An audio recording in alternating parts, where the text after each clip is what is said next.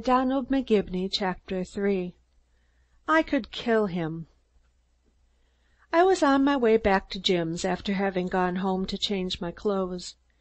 Jim had asked me to stay with him that evening, and, to tell the truth, I was glad to do it, partly because of the threat Woods had made, and partly because of the way Helen had looked at Jim when she passed us in the hall on her way to her bedroom.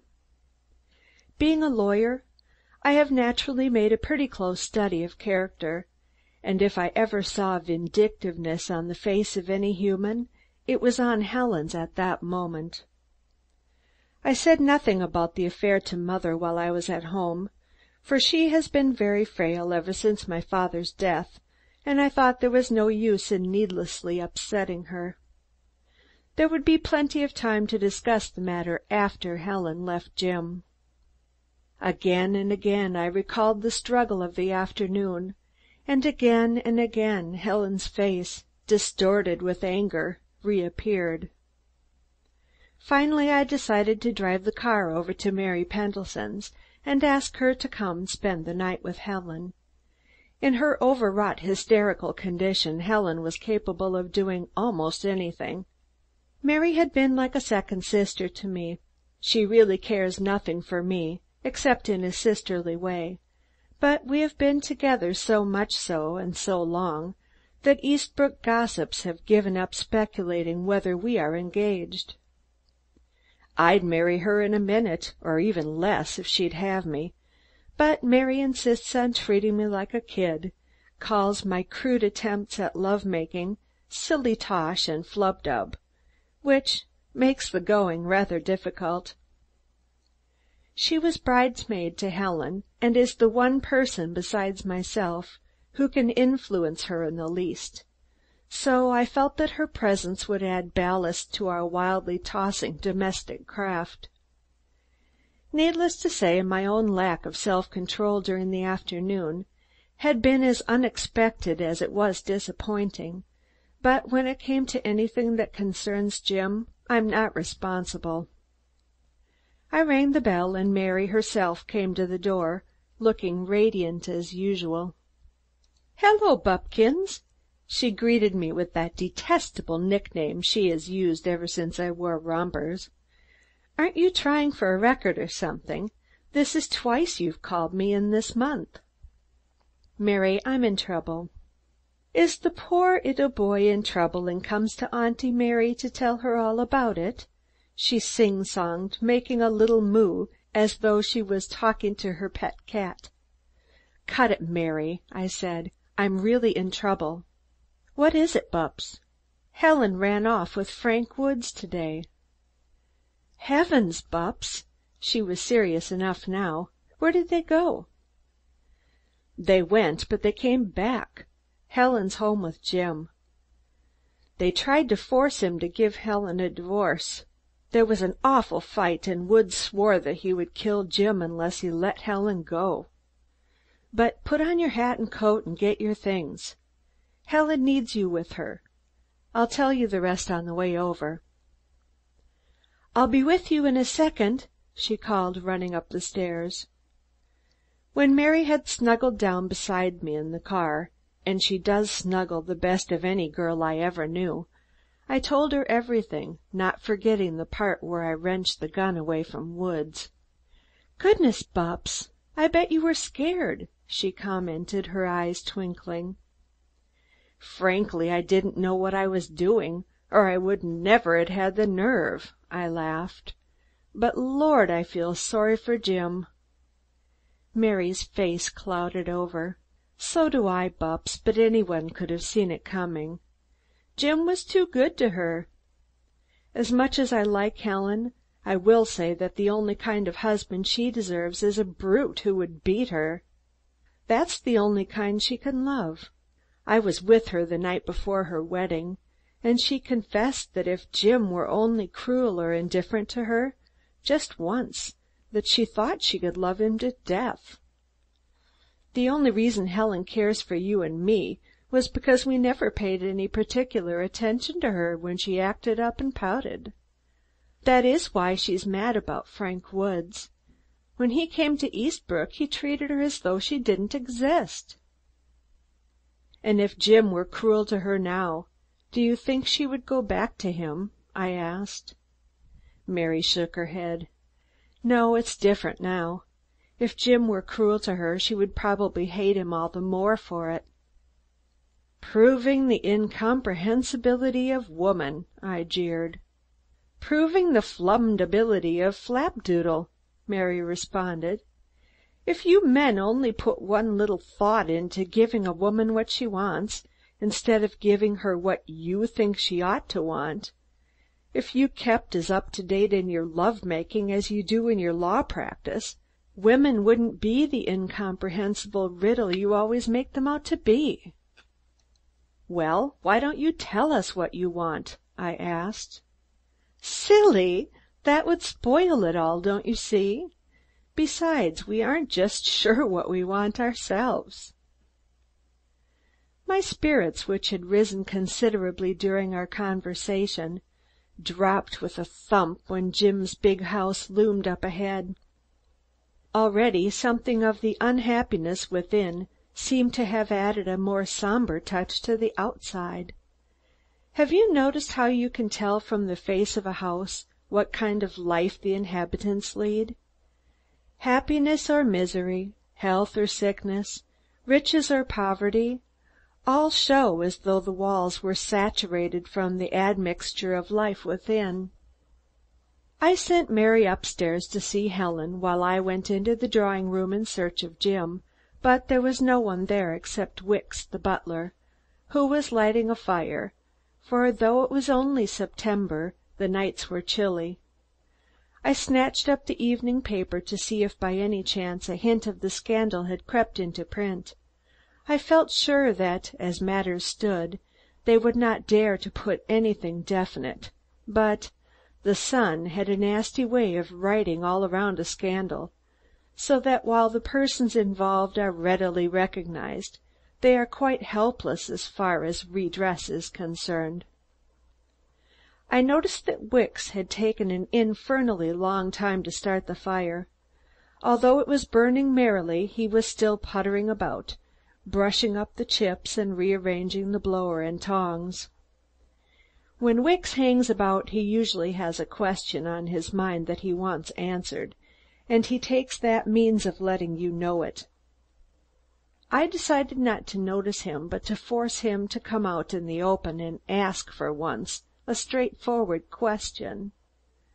From the fire he moved to the table and straightened the magazines and books, glancing now and then in my direction, trying to catch my eye, but I buried myself more deeply than ever in the paper.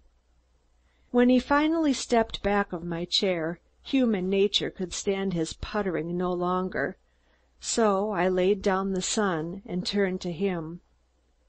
"Well, Wicks, what do you want?" I snapped.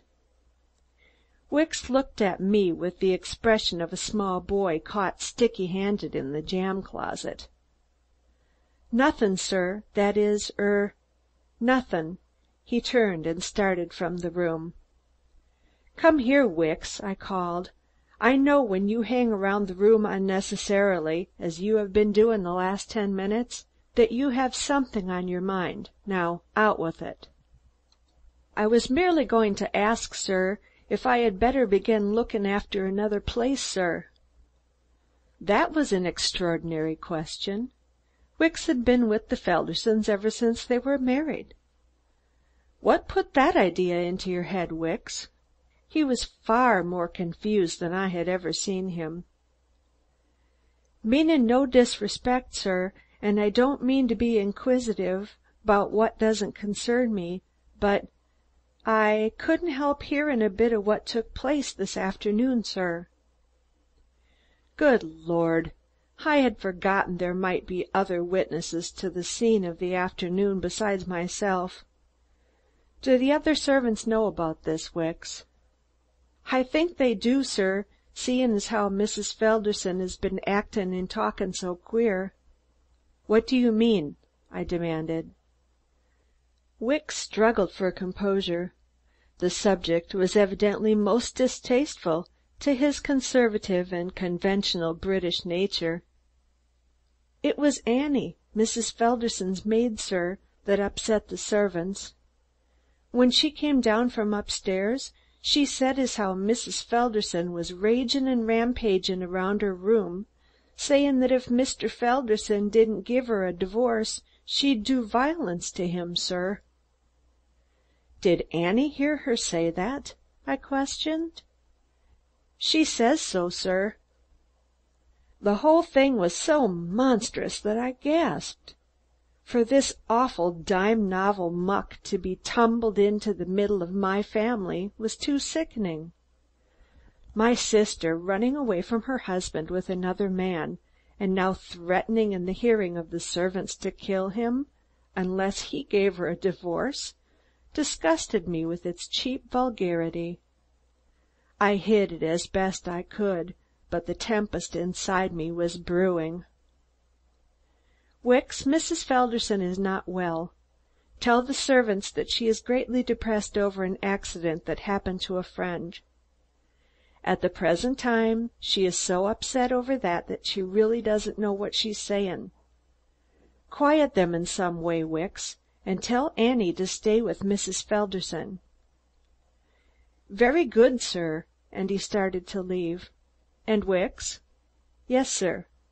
"There is no need of your looking for another place." "Yes, sir. Thank you, sir." Wicks departed, and I was left to my gloomy thoughts. Helen must be brought to her senses. Mary and I must work either to bring her back to Jim, or if that proved hopeless, to see that the divorce was hurried as much as possible. The very thought of having Mary along with me, with her inexhaustible fund of God-given humor and common sense, gave me a vast amount of comfort and confidence. At this point Jim came in. He had had a bath and a shave and had put on a dinner coat, looking a lot more fit to grapple with his troubles than he had the last time I had seen him. Only his eyes did show the shock he'd received that day. "Communing with yourself in the dark, Bupps?" His voice was natural and easy. "Yes," I sighed. "I've been trying to see a way out of this mess." Jim lit a cigarette and threw himself into a chair. For a few moments he puffed in silence, taking deep inhalations and blowing the smoke against the lighted tip, so that it showed all the rugged strength of his superb head. "What would you say, Bupps, if I told you everything would come out all right?" "And Helen stay with you?" I asked incredulously. "And Helen stay with me," he repeated calmly. "Of her own free will?" "Of her own free will," he answered. "I should say that the events of the day had addled your brain, and that you are a damned inconsiderate brother-in-law to make a fool of me." "I mean it, Bupps," he said quietly. "What do you mean?" I demanded. "That everything will come out all right," he smiled. "But how, man?" His complacency almost drove me wild. "Bupps, have you noticed how much money Woods has been spending around here?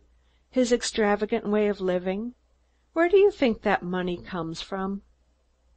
"His contracts with the French government," I replied. "But I happen to know he didn't land those contracts. That's the reason he beat it so suddenly when we got into the war." He tossed his cigarette into the fire. "His salary from the French, then. They must have paid him some kind of salary." "Have you ever heard what ridiculous small salaries the French government pays its officers?" It was true that Woods could never have lived as he did on 10 times the salary of a French captain. "His own private fortune, then," I suggested. "Ah, there's the point. If he has a private fortune, then my whole case falls to pieces. That's what I've got to find out. Woods has been playing for a big stake, and I think he has been playing with other people's money. Did you notice how he flushed this afternoon when I suggested looking into his private affairs? It was the veriest accident. I was stalling for time, but when I saw him color up, I knew I'd touched a sore spot. No, Bupps, I don't think Woods has a private fortune. But even if you show him up as worthless, will Helen come back to you, Jim? The color came up in his face, and he laughed with a queer twist of his mouth. Am I as horrible as all that, Bupps? His words brought a lump to my throat.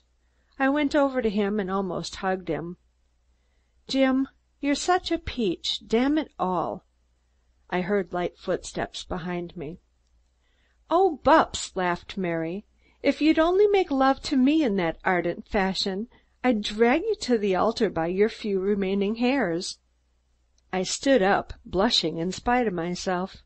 She can always make me feel that whatever I am doing is either stupid or foolish. Dinner is served, and I'm starving. Come on, people, she announced, leading the way to the dining room. Where's Helen? I asked. She's not coming down. She has a slight headache, Mary answered, giving me a warning look. I am delegated to be the lady of the manor this evening. She looked so adorable as she curtsied to us that I felt an almost uncontrollable impulse to grab her in my arms and smother her with kisses. But remembering what she had done to me once when I had yielded to impulse, I refrained. When we sat down to the table, Helen's empty place threatened to cast a gloom over the party, so Mary told Wicks to remove it. It's too much like Banquo's ghost, she whispered, laughing merrily at Jim. Speaking of ghosts, said Jim, turning to me, I heard the labor people are asking the governor to pardon Zalnitch. A lot of good it will do them, I responded. If ever a man deserves hanging, he does.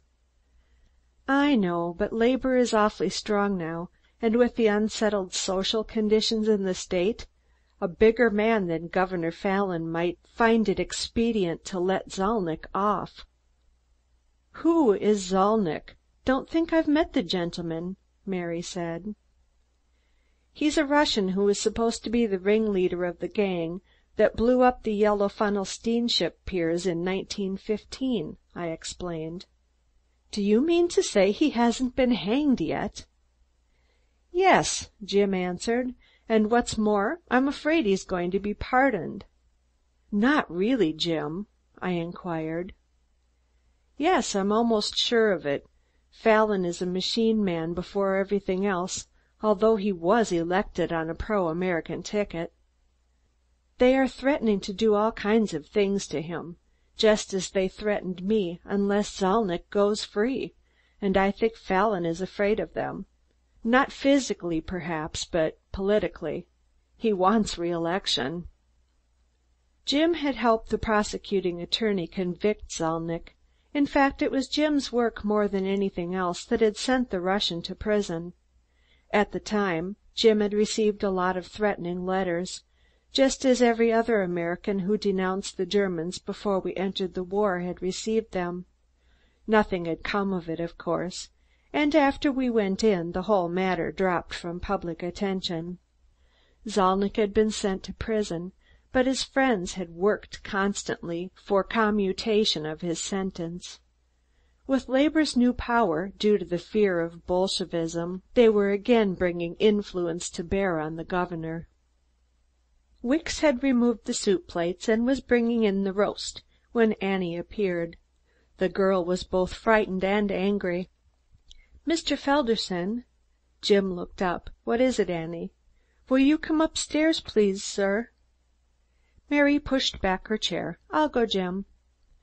It's Mr. Felderson that's wanted, Annie said with a touch of asperity. Yes, you two had better stay here and amuse each other, said Jim. Bupps, you carve. If Bupps carves, I'm sure to be amused, laughed Mary. Jim left and I went around to his place. If there's one thing I do more badly than any other, it is carving. At home it's done in the kitchen, but Jim takes great pride in the neatness and celerity with which he separates the component parts of fowl, and so insists on having the undissected whole brought to the table. "What is it tonight?" Mary asked as I eyed my task with disfavor. "Roast duck." I tried to speak casually. "Wait, Bupps, while Wicks lays the oilcloth and I get an umbrella." "Smarty," I responded, grabbing my tools firmly. "You wait and see. I watched Jim the last time he carved one of these, and I know just how it's done." I speared for the duck's back, but the fork skidded down the slippery side of the bird and splattered a drop of gravy in front of me. "I'm waiting and seeing," Mary chided. "Well, you wanted some gravy, didn't you?" "Yes, but on my plate, please." This time I placed the tines of the fork carefully on the exact middle of the duck's breast and gently pushed, giving some aid and comfort with my knife. The little beast eased over on the platter an inch or two. "The thing's still alive!" I exclaimed, getting mad. "If you'll let me have full control, I'll carve it for you," Mary spoke up. "Come on, then," I responded, gladly relinquishing my place. With a deftness and ease that could only be explained by the fact that the duck was ready and willing to be carved by her, she removed the legs and then demolished the bird altogether.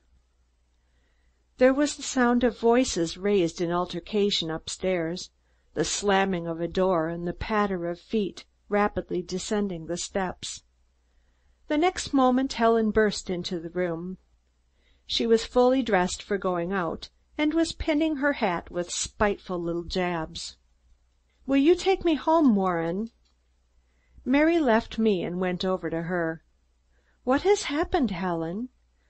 "Oh, I can't stay here another minute.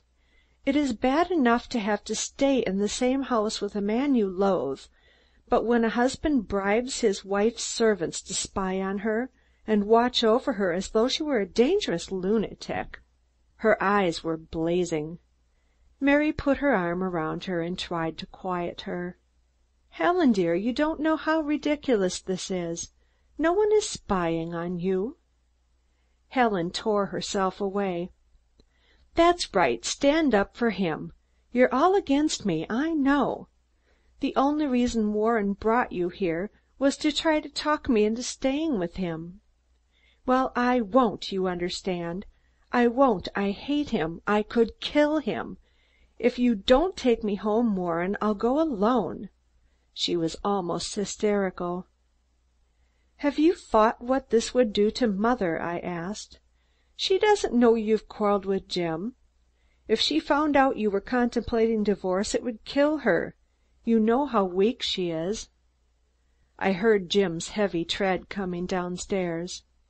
"Can I stay with you, Mary?" Big tears stood in Helen's eyes, and she seemed on the verge of a complete breakdown. "Of course, honey bunch," Mary responded, kissing her and leading her into the drawing room. "You just go in there and lie down while I get my things." As Helen walked from the room, Jim came in. Mary turned toward us, looking us over for the briefest moment, and whispered, "You men are brutes." As she ran upstairs, Jim gazed after her. That same gray look had come back into his face. "I guess we are," he said, shaking his head, "but I don't know how or why." I patted him on the shoulder and went for my coat. Whether he realized it or not, I knew Helen would never come back to him. I went out to the car and turned on the lights. The white moon was sailing through a sky cluttered with puffy clouds, its soft radiance bathing the house and grounds in mellow loveliness. It all seemed so remote from the sordid quarrel inside that its beauty was enhanced by the contrast. Here was a night when the whole world should be in love. Nature herself conspired to that end, and yet there were thousands of men and women who were so forgetful of everything except their own petty differences that they turned their backs to the beauty around them in order to hurt each other. As Helen and Mary came out of the door, I climbed into the car and said to myself, "Damn men! Damn women. Damn everything. End of chapter 3.